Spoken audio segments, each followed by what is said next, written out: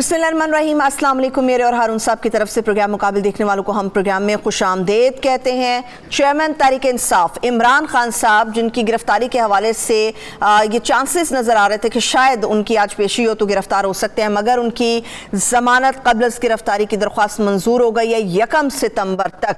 सितंबर के बाद क्या सूरत हाल बनेगी? मगर सितंबर का महीना इसलिए भी अहम है क्योंकि नून लीग के बड़े लीडर जो हैं वो ये बात करते चले आ रहे हैं और मुसलसल कर रहे हैं कि मियां नवाज शरीफ सितंबर में वतन वापस आ जाएंगे।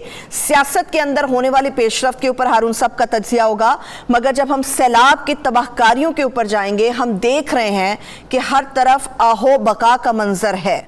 मगर सितंबर का महीना मॉनसून के हवाले से ये खतरनाक पेशगोई सामने आ रही है कि मजीद दौरानिया बढ़ जाएगा। इंसानी बहरान जो जन्म ले चुका है कहीं ज्यादा आगे निकल जाएगा।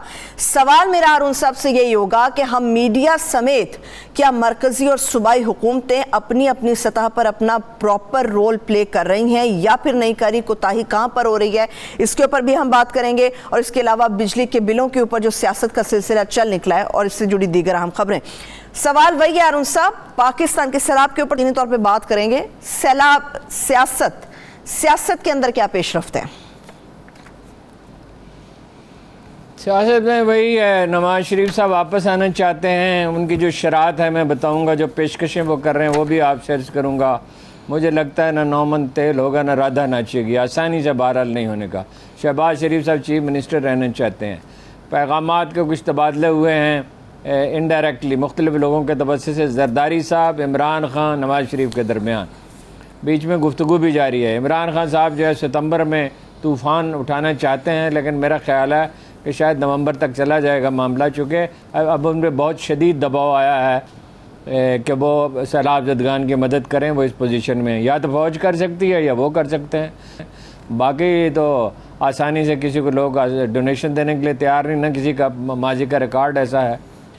तो ज़्यादा जो तकलीफ़ दह चीज़ है वो सैलाब है, और सियासी जमातों से ज़्यादा, हुक्मरानों से ज़्यादा मैंने 2 दिन बहुत ठंडे दिल से इस पर गौर किया है। हम उसके ज़िम्मेदार हैं, हम मीडिया, हम माहौल बनाते हैं। हमें सियासत का ऐसा चस्का पड़ा हुआ है सनसनी फैलाने का, और आसान काम ये बहुत है। फ़लाँ ने फ़लाँ को ये कह दिया, फ़लाँ ने ये कह दिया, फ़लाँ ये साजिश कर रहा है, फ़लाँ ने ये मंसूबा बनाया, फ़लाँ के साथ फ़लाँ मिल गया, फ़लाँ पार्टी में ये इख्तलाफ हो गया, इसी में लगे रहे हम। 3 करोड़ आदमी मुतासर हुए हैं, कम से कम 3 करोड़। 5100 गाँव सिर्फ सिंध में तबाह हो गए हैं, सैकड़ों बलूचिस्तान में तबाह हो गए। बलूचिस्तान में 25 डैम इस तरह उड़ गए जैसे कच्चे मकान उड़ जाते हैं। आप अंदाज़ा लगाइए, डैम उछल तो सकता है, उसमें से पानी कभी तबाह भी हो सकता है। और बहुत सारी तफसील में बताता हूँ। कुछ चीज़ें जो हैं ज़ाहिर है याद नहीं रखी जा सकती, मैंने लिखी हैं तफसील के साथ। कितनी तहसीलें, कितने अजला आफत ज़दा हैं। लोग दरख्तों की टहनियों पे बैठे रहे, छतों पे बैठे रहे, मस्जिदों में चले गए, अब पहाड़ों पे जाके पनाह ली है, टीलों पे चले गए हैं। और बहुत से कच्चा मकान तो कोई बचा ही नहीं है। 15-20 लाख मकान मेरा ख्याल है तबाह हुए हैं। अब फिगर्स आएंगे तो पता चलेगा। और किसी को उसकी परवाह नहीं है। आप एक एक सूबे में देख लें, महमूद खां के बारे में शुरू से ये कहा जा रहा था बिल्कुल सही तौर पर कि वो कोई अच्छे हुक्मरान नहीं है, वो खटक साहब से खुश नहीं थे। अब तो शायद आजकल तो खुश हैं खान साहब कि वो असर्ट करते थे ज़्यादा, तो वो कंप्रोमाइज़ कैंडिडेट के तौर पे उन्होंने बना दिया। उनसे क्या उम्मीद हो सकती है, उनमें कोई कुव्वत फैसला है ही नहीं। वो कुद्दूस बजिंजो साहब तो दफ्तरी तशरीफ़ लाते हैं ताख़ीर से, और उनके लोग जो हैं वो वेलफेयर की तंजीमों से रब्ता कर रहे हैं। भाई हुकूमत आपकी है, रुपया आपके पास है, मशीनरी आपके पास है, सिविल सर्विस आपकी है, पुलिस आपके पास है, लेवीज आपके पास हैं, रेंजर्स वहाँ FC के लोग मौजूद हैं आपकी मदद करने के लिए। कोई मेरा ख्याल है प्रॉपर मीटिंग भी नहीं की। सिंध में वो कह रहे, कल शर्जील का मैंने आपको सुनाया था, मैं हक्का बक्का ही रह गया शर्जील में। मैंने कहा बिलावल भुट्टो घर घर जा रहे हैं। कौन से घर में वो गए हैं? 14 साल से हुकूमत है, 14 साल से पीपल्स पार्टी की, 14 साल से, और कूड़ा नहीं उठा सकते कराची का, तो उनके लिए क्या करेंगे? और वसाइल के एतबार से तनासुब अगर देखा जाए तो सिंध में सबसे ज़्यादा है। वो एक अकाउंटेंट हैं मुराद अली शाह, जो उनको इशारा किया जाता है, वो बयान दे रहे हैं हमारे पास 46,000 खेमे थे, हमने बांट दिए, अब हमें 10 लाख खेमे चाहिए, अब हम क्या करें? भाई आपको कराची के बिजनेस में चंदा नहीं देंगे, आपकी ये साख ही नहीं है। अक्सर का ये हाल यही है तंजीमों का। तो वो इमरान खान साहब पे बहुत दबाव है। मुल्क भर से मुझे भी मैसेजेस मिले हैं और अखबार नवीसों को भी मिले हैं, हर कोई चीज़ कह रहा है खान साहब से, और आज उन्होंने ऐलान कर दिया, लेकिन उन्होंने कहा पार्टी के लोग करें। पार्टी का काम नहीं है ये। मुझे याद है 2005 का ज़लज़ला आया तो मैं उनके पास गया और मैंने उनसे कहा कि आप कहाँ थे, क्या कर रहे थे? उन्होंने कहा यहीं था, कमरे में था, मैं तो यहीं पड़ा रहा। मैंने कहा लोग तो सारे निकल आए थे, मेरा ख्याल मैं और आप दो ही आदमी हैं जिन्होंने ये हमाकत की कि कमरे में पड़े रह गए। और ज़मीन लरज़ रही थी, बहुत बुरी हालत थी, आपको पता है कितनी इमारतें तबाह हुई और क्या बुरी हालत थी। तो मैंने उनसे कहा खान साहब कुछ करें। तो कहने लगे जी क्या करें जी, पार्टी के लिए भी चंदा जमा करते हैं, शौकत खानम के लिए करते हैं, निमल का भी मेरा ख्याल शुरू नहीं हुआ था, कुछ काम शुरू हुआ था शायद। तो मैंने कहा भाई ये सवाल नहीं है, सवाल ये है कि खुदा पैसे गिनता है कोई, सवाल ये कि आप करते क्या हैं। आप अंदाज़ा लगाएं कि ईद वाले दिन मैंने उन्हें वादा किया वहाँ जाने पे, मरहूम एहसन रशीद थे, यासीन मलिक साहब थे साथ, और भी एक आध दोस्त शायद था। ईद वाले दिन गए मुजफ्फराबाद, वहाँ जायज़ा लिया, आगे एबटाबाद की तरफ भी गए, वहाँ अपना दूसरी बहुत सी जगह, बालाकोट भी गए, बहुत सी जगह में सारा दिन खाना भी नहीं खाया, शाम को जाकर खाना खाया, नाश्ता भी नहीं किया। और नतीजा क्या निकला? 10,000 शेल्टर होम्स तामीर किए, 10,000 शेल्टर होम्स तामीर किए। जब वो निकले बाहर, खान साहब का ये मसला है, वो देर तक सोचते रहते हैं, मगर जब फैसला कर लेते हैं। इधर बलूचिस्तान में उन्होंने किया था, 5 दिन लगाए थे जब खुश्क साली हुई थी, और काफ़ी इमदाद वहाँ दी थी। उस वक्त इतनी पार्टी की हैसियत तो नहीं थी, और बलूचिस्तान में तो बिल्कुल ही नहीं थी। और कुछ जमात इस्लामी ने काम किया था उस वक्त, जमीयत उलमा इस्लाम ने बिल्कुल नहीं किया था, तिनका तोड़ के भी दौरान, कराची के बिजनेसमैन ने किया था। देखिए ये 5,000, ये 2005 से के मुकाबले में बहुत बड़ी तबाही है, और इतनी ही बेहिसी है। पंजाब में सिर्फ ये है कि चौधरी पर पंजाब में नुकसान कम है, भी पंजाब में बहुत ज़्यादा है, ओवरऑल पंजाब में कम है। कि एक इन्होंने नवाज शरीफ साहब ने कहा 25,000 रुपये देंगे। 25,000 रुपये से क्या होता है जी? एक सैलाबज़दा ख़ानदान जो है 25,000 रुपये से क्या करेगा? इससे ज़्यादा पैसे तो एहसास प्रोग्राम में दिए जा रहे हैं। चौधरी परवेज़ इलाही ने अलबत्ता ऐलान किया है, मुतहर्रिक वो भी नहीं हुए। मैं आपसे अर्ज़ करता हूँ क्यों नहीं हुए। 10 लाख रुपए जहाँ कोई सैलाब की नज़र हो, जहाँ हक हो गया है, 3 लाख ज़ख्मी के लिए, 5 लाख पक्के मकान के लिए, 4 लाख कच्चे मकान के लिए कुछ ना कुछ 1-2 कमरे बन सकेंगे, तलाफी तो नहीं हो सकेगी। बाकी तो सिंध की हुकूमत ने तो कुछ नहीं किया अभी तक, मेरे इल्म में नहीं है। पख्तूनख्वा की हुकूमत ने भी, उन्होंने भी देखिए सियासत में उलझे रहे। जरदारी साहब जो हैं, जो वक्त था काम करने का, उसमें अब कहते हैं कि जी काम करेंगे और ये करेंगे वो करेंगे। उस वक्त तो आप जोड़ तोड़ में लगे हुए थे पंजाब की हुकूमत बनाने में। पंजाब की हुकूमत इसी में लगी रही। हमजा साहब आ रहे हैं, हमजा साहब जा रहे हैं, निगरान वज़ीर आला बन गए, निगरान वज़ीर आला बन गए। एक इलेक्शन हुआ, दूसरा इलेक्शन होगा, और ख़रीदो फरोख्त हो रही है, और ज़िमनी इलेक्शन हो रहे हैं, और इसी में फंसे रहे। अब चौधरी परवेज़ इलाही इनमें सबसे ज़्यादा समझते हैं चीज़ों को, और सबसे ज़्यादा क़ुव्वत फ़ैसला रखते हैं, लेकिन उनकी उम्र 76 बरस है। उन्हें कमेटी बनानी चाहिए थी, मैकेनिज़्म बनाना चाहिए था। 1-2 नौजवान वज़ीर, जो 3-4 वज़ीर, 1-2 अफसर। फिर वहाँ एक मसला और है, क्या? चीफ सेक्रेटरी का मसला है। अब इमरान खान साहब वैसे तो चीफ सेक्रेटरी की तारीफ़ करते हैं कि अच्छा ईमानदार आदमी है, लेकिन ये है कि वो बदलना चाहते हैं, अपना आदमी वहाँ लाना चाहते हैं ताकि वो कोई सिविल सर्विस पे गिरफ्त हो और कुछ काम दाम हो सके। चौधरी परवेज़ इलाही का नुक्ता नज़र बिल्कुल मुख्तलिफ है। वो कहते हैं इन्हीं अफसरों से काम लिया जाए। उनका मिजाज हमेशा यही है कि कोई अपना नहीं है, इन्हीं हर एक को अपनाया जा सकता है, इनसे काम लिया जाए, CIG से काम लिया जाए। अफसर शिकायत करते हैं, ज़ाहिर है हर आदमी की अपनी एक टीम होती है। कुछ 40 अफसर हैं जो अच्छी पोस्टिंग के मुंतज़र हैं, जो कहते हैं जी हम अरसे से नून लीग के दौर में महरूम रहे, अभी महरूम है, हमें कोई अच्छी पोस्टिंग नहीं मिली। अभी वहाँ हुकूमत स्टेबल नहीं हुई है, लेकिन बहरहाल उन्होंने ऐलान तो किया, अमल होगा तो देखा जाएगा जब वो ये पैसे तकसीम होंगे। पंजाब में वैसे ये कि वो कर सकते हैं, सिंध में अब बाहर से अब पैसे आ रहे हैं। $50 करोड़ जो है अभी तक, मेरा ख्याल इससे कुछ ज़्यादा का ऐलान हो चुका है, और ये पैसे देने चाहिए तरजीहन इन्हीं को, पख्तूनख्वा के जो इलाके बहुत बुरी तरह तबाह हुए हैं, बलूचिस्तान को और देही सिंध को ये पैसे मिलने चाहिए। कराची के इंडस्ट्रियलिस्टों को मोटिवेट किया जाए। अफसोस कोई नहीं गया उनको मोटिवेट करने के लिए। कराची के सनतकार इतना पैसा दे सकते हैं कि बैनुल अक़वामी अदारे भी नहीं दे सकते। हमेशा सबसे ज़्यादा कंट्रीब्यूशन कराची के कारोबारी लोगों ने किया है, मेमन बरादरी ने किया है, अपना दूसरी जो बिरादरियां हैं, चनियोटी बिरादरी है, वो हैं अपना पारसी हैं, खुदा आपका भला करे, दूसरे नाम में शायद कुछ भूल जाऊंगा, मगर बोहरी बिरादरी है। एक से बढ़कर एक कंट्रीब्यूशन करने वाले हैं, एक से बढ़कर एक। कभी उन्होंने कोई कौमी मुसीबत आई है, हमेशा सबसे ज़्यादा उन्होंने कंट्रीब्यूट किया है। फैसलाबाद के लोग कर सकते हैं, किसी ने कोई तहरीक बर्पा ही नहीं की। खान साहब इस पोजीशन में, वो कर सकते हैं। फौज अगर फंड बनाए उस पर एतमाद किया जा सकता है, उसको लोग अतियात दे सकते हैं। 3 दिन का राशन उन्होंने वक्फ किया है, इससे ज़्यादा का करना चाहिए। हमेशा उन्होंने इससे ज़्यादा सेक्रीफाइस किया है। जो लोग जाने दे सकते हैं, राशन क्या चीज़ है, दुरुस्त। और वो कुछ अरसे के लिए कम राशन पर कनात करें। देखिए जब कहत पड़ता है, जब इस तरह की मुसीबत आती है, उसमें मिसाल हुक्मरान को कायम करनी पड़ती है। ये तय्युश की ज़िंदगियाँ तर्क करें, सादगी इख्तियार करें, वो करेंगे, सब लोग करेंगे। हर एक को कुछ न कुछ हर रोज़ कुछ बचत करनी चाहिए और हर एक को कंट्रीब्यूट करना पड़ेगा। देखिए जनाब उमर इब्न खत्ताब की पोती जा रही थी, तो उन्होंने पूछा किसी से, ये बच्ची कौन है? लोगों ने कहा अमीरुल मोमिनीन आपकी पोती है। आपने पहचाना नहीं। उसका रंग जर्द हो गया था, 5 साल कहत पड़ा था, भूख से मरा कोई नहीं। मशरकी जर्मनी में हालात ख़राब थे, जब जर्मनी मुत्तहिद हुआ उन्होंने अपलिफ्ट किया, उसे सेक्रीफाइस किया उनके लिए। तो हम क्यों नहीं कर सकते? हम अपना सारा वक्त सियासत में लगे हुए हैं। देखिए मैं अगर आप चाहें तो मैं आपको फिगर्स बताऊं, प्लीज शेयर कीजिए। बाद में बता दूंगा चारों सूबों में कितना नुकसान हुआ। ठीक है हारून साहब, कैबिनेट के जो अरकान हैं, कैबिनेट के अरकान ने भी अपनी 1-1 महीने की तनख्वाह कहा जी कि सैलाब मुतासरीन के लिए हम वक्फ करते हैं।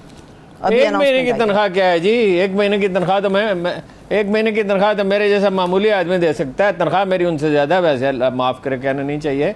मेरे जैसा आदमी 1 महीने की तनख्वाह क्या होती है? अमीर लोग हैं सारे, इलेक्शन पे 10-10 करोड़ रुपए खर्च करते हैं, और सैलाब ज़दगान के लिए 1 महीने की तनख्वाह कोई बात है?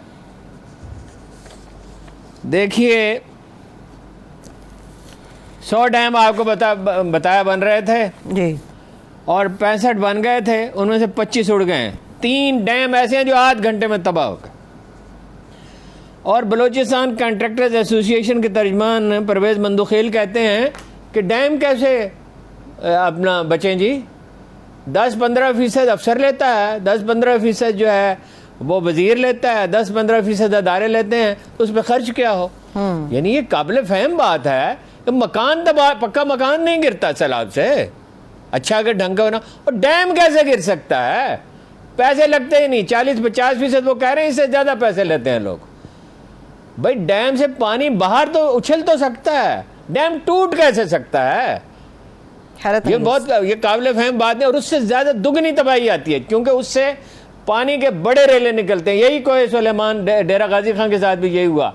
वहाँ तो बचा ही कुछ नहीं, अपना राजनपुर वगैरह में और तौसा में तो कुछ भी नहीं बचा, और कोई नहीं गया वहाँ। वो पता ही नहीं उस्मान बुज़दार साहब ज़मीन खा गए या आसमान निकल गई या आसमान खा गए पे चले गए, कहाँ चले गए कुछ पता नहीं है। वो कहते हैं वस्ते एशिया की कहावत है कि वो बर्फ़ पे वादे लिखते हैं और फिर उसे धूप में रख देते हैं। ये है, जून जुलाई में पेशीन गोई थी, हम भी कहते रहे, माहिरीन ने तो खैर बहुत सो ने लिखा। एक हमारा ये जो ठेकेदारी निज़ाम है, ये लानत अब ये देखना चाहिए ना, ये जो क़यामतें गुजर गई, ये कई साल की मानते थे, ये यकायक नहीं हुआ। 34 अजला में से 27 आफत ज़दा हैं, 27 बलूचिस्तान के। ज़्यादा नुकसान हुए लसबेला, अबरान, बारखान, लोरालाई, कोलू, डेरा बुगटी में तो रास्ते ही बंद हो गए सिंध और बलूचिस्तान से। जाफराबाद, नसीराबाद, मूसा खेल, किला अब्दुल्ला, और ये आपको पता है 43.6% है, 3,47,000 मुरब्बा किलोमीटर है। बलूचिस्तान सबसे बड़ा सूबा है आबादी के एतबार से। अभी वो बॉर्डर भी बंद हो गया है अफगानिस्तान का, जमीनी राब्ता मुनक़ता हो गया था चमन में, वो भी टूट गया जी। अच्छा सिंध में देखिए 23 अजला, 101 तहसीलें, 5181 देहात, 120 बच्चे फौत हुए, 40 खातीन, कुल 293, 700 ज़ख्मी हैं, 90% फसलें तबाह हो गई हैं मुकम्मल तौर पर, 90%। मैंने आपको वो फसलों की तफसील बताई थी, अब बार बार उसको क्या दोहराऊं जी। 2135 किलोमीटर सड़कें, 2135 किलोमीटर सड़कें टूट गई हैं। हैदराबाद, ठट्ठा, टंडूजाम, लाड़काना, जैकाबाद, कंबर, शहदाद कोट, सक्खर, ये हर जगह उसकी जद में। पंजाब में निस्बत पख्तूनख्वा में 133 अजला मुतासर हैं। डेरा इस्माइल खां चतराल ज़्यादा हैं। अपना टांक, उसमें तो इमरजेंसी नाफिज कर दी गई है जी, डेरा इस्माइल खां में भी और चतराल में भी। तालीमी अदारे बंद हैं, बिजली बंद है, टेलीफोन के सिग्नल नहीं आ रहे। आज़ाद कश्मीर और गिलगित बल्तिस्तान में 46 अमवात हुई हैं, 10,000 अफराद मुतासर हुए हैं और 900 मकानात। अच्छा, पंजाब में जो है वो 38,000 मकानात से मुतासर हुए हैं, 33 किलोमीटर सड़कें अब तक की जो इतला है, 7 पुलों को नुकसान पहुंचा है। पंजाब में तो तलाफी हो जाएगी। जनूबी पंजाब का इलाका है, वो बेचारे पहले ही मजलूम है, इंडस्ट्री वहाँ नहीं है, तालीम कम है, तरक्की वहाँ कम हुई है। जब शरीफ ब्रदर्स आते हैं वो तो बिल्कुल ही भूल जाते हैं। कुछ चौधरी परवेज़ इलाही के ज़माने में काम हुआ था, अब फिर वो आए, कुछ इम्कान था, लेकिन हर चीज़ तबाह हो गई। तो इस पे जो है कोई जामे मंसूबा कहीं नज़र आता ही नहीं है। ठीक है, कोई जामे मंसूबा नहीं बनाया। और ये जो अदारे हैं ये क्या कर रहे थे? इन्होंने लोगों को इत्तला क्यों नहीं दी कि बर वक्त वो कम से कम जाने ही बच जाएं, लोग घरों से ही निकल जाएं। मेरा सवाल एक थोड़ा सा तल्ख है हारून साहब, ये सैलाब को लेकर ही। मौजूदा हुकूमत और हमारी जो वफाकी वज़ीर हैं शहरी रहमान साहिबा, उन्होंने दुनिया से मदद की अपील की है। मेरा सवाल ये है कि इस हुकूमत को ओवरसीज़ तो पैसा नहीं भेज रहे, हम ये जानते हैं बात कि पैसा कम आ रहा है। इमरान खान साहब जब इतना कुछ कर सकते हैं तो फ़ंड कायम करने का ऐलान क्यों नहीं कर रहे?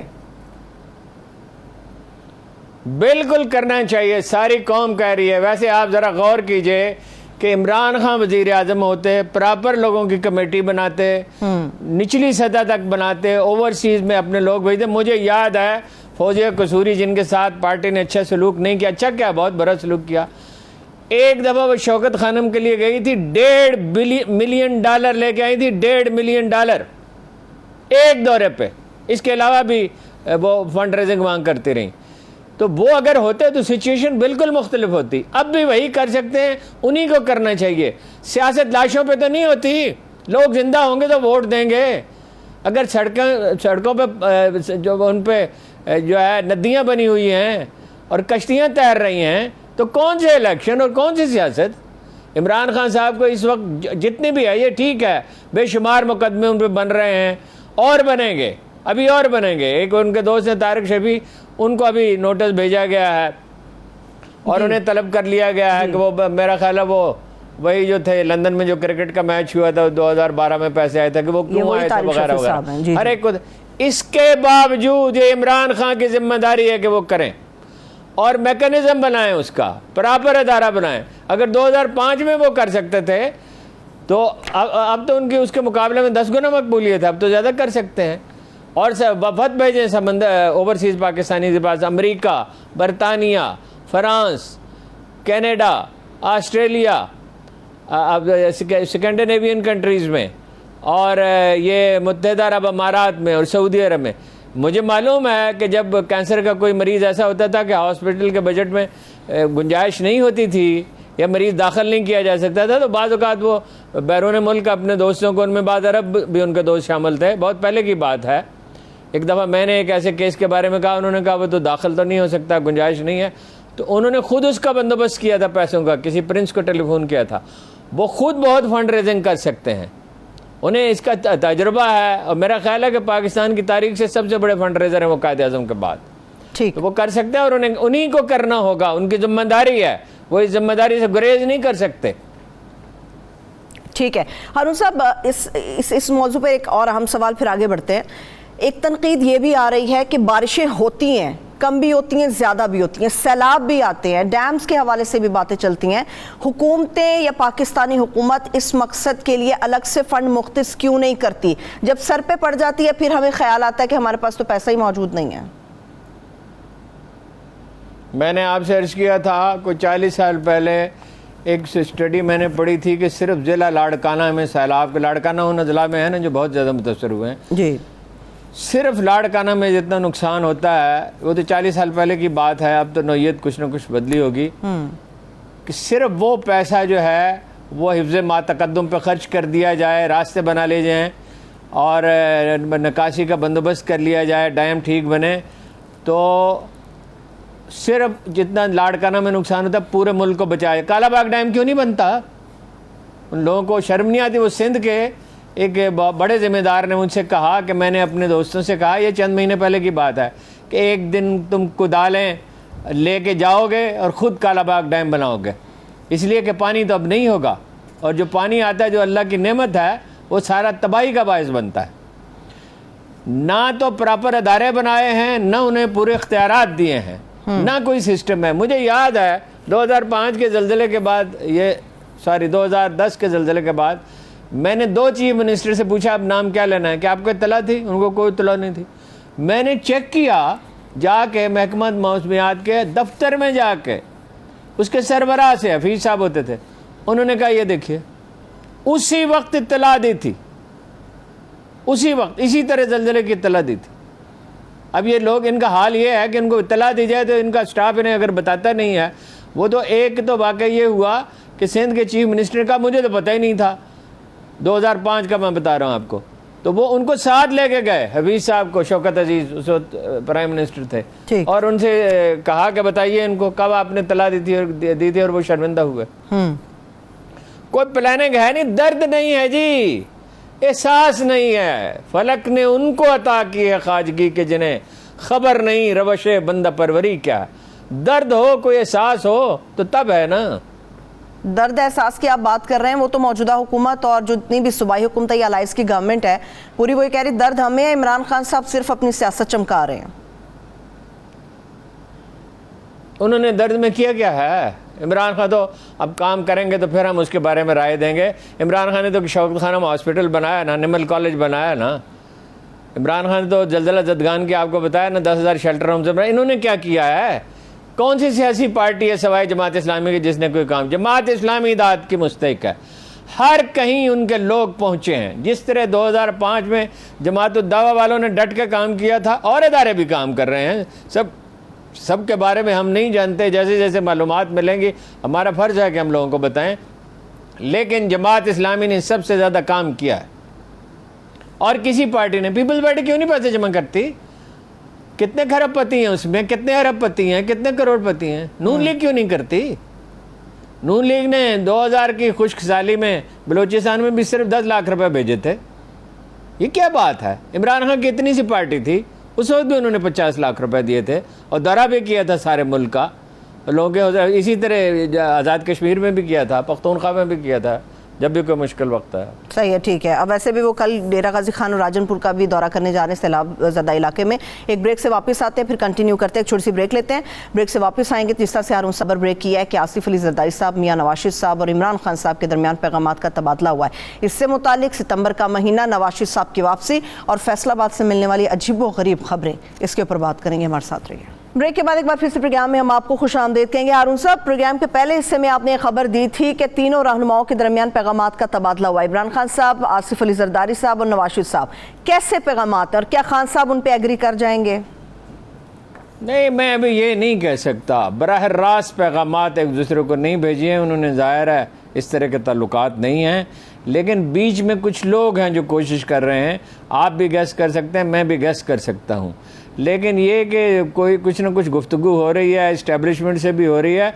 जो उन्होंने कल हरीपुर में जलसे से खिताब किया, उसमें आपने देखा है कि उन्होंने इस्टेब्लिशमेंट को हदफ बनाने से इनकार किया, लेकिन वो अपना नवाज शरीफ साहब आना चाहते हैं और वो चाहते हैं कुछ माहौल साजगार हो, लेकिन वो बड़ी बड़ी कुछ शख्सियात को बड़ी पेशकशें वो कर रहे हैं। उसकी तफसील किसी वक्त आपको बताऊंगा कि ये फ़लाँ को एक्सटेंशन दे दूंगा, फ़लाँ को ये दे दूंगा, फ़लाँ को ये कर दूंगा।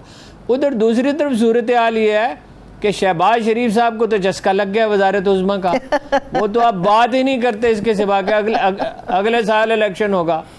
अब उस तरह तो अतात नहीं कर सकते, वो उतनी अतात तो नहीं कर सकते। अब तो देखें ना कभी तो वो ख्वाब देखते थे, अब तो वो वज़ीर आज़म हैं और रहना चाहते हैं। और उनकी ख्वाहिश तो बहरहाल यही है कि मामला इसी तरह चले। और उनकी जो पार्टी के, उनके जो ग्रुप के लोग हैं, नवाज शरीफ, आपने देखा कितने डिस्टर्ब हैं। वो तो आतिश ज़ेर पा हैं जावेद लतीफ़, और बोलते हैं तो आग उगलते हैं। आग आज तो एक तो कल तो वो ये हुआ कि बेगम राना सनाउल्लाह ने कहा कि हमने तो अल्लाह के घर में उनके लिए दुआएं की हैं और हम तो नहीं चाहते किसी पर तशद्दुद हो। अब पता नहीं क्यों कहा शहबाज गिल डिसएसोसिएट करना चाहते हैं या वाकई उनके नज़रियात। अब हम ऐसे कई लोगों को जानते हैं। अच्छा, ये अब मैं कह नहीं सकता मामला क्या है। तो आज प्रेस कॉन्फ्रेंस कर दी है आबद शेर अली साहब ने जी, ज़ुबान पे बारे खुदाया या किसका नाम आया, आबद शेर अली और तलाल चौधरी जी, सोने पे सुहागा, करेला और नीम चढ़ा। वो उन्होंने प्रेस कॉन्फ्रेंस किया है कि यही हालात रहे अगर तो हमारे उम्मीदवार तो हलकों में नहीं जा सकेंगे, ये उन्होंने खुद इरशाद फरमाया जी। और उन्होंने ये कहा कि अगर ये रिलीफ न दिया लोगों को तो हम भी एहतजाज में शामिल हो जाएंगे। यानी आबद शेर अली और तलाल चौधरी लोगों के साथ एहतजाज में शामिल होकर नारे लगा रहे होंगे शहबाज शरीफ साहब के खिलाफ। और ये कहा कि मिफ्ता इस्माइल साहब दफ्तर से बाहर निकलें। अब दफ्तर से बाहर निकल के ये नहीं बताया कहाँ जाएं, दफ्तर से बाहर निकलें और कहें, वो कहा कि वो मत माने शर्तें। कैसी अजीब बात, मत माने शर्तें IMF की, कतन न माने और नया मुआहदा करें। अब ये कैसे करेंगे मिफ्ता साहब, ये पता नहीं है, कोई तरीका तो नहीं बताया उन्होंने। और ये है कि जब नवाज शरीफ आए थे तो 18 घंटे की लोड शेडिंग होती थी तो उस पर उन्होंने काबू पाया था, उन पर भी IMF का प्रेशर था, लेकिन वो तो नहीं मानते थे। अब ये पता नहीं किस बुनियाद पे वो कह रहे हैं कि नहीं मानते थे। वो तो हालात ही बिल्कुल मुख्तलिफ थे।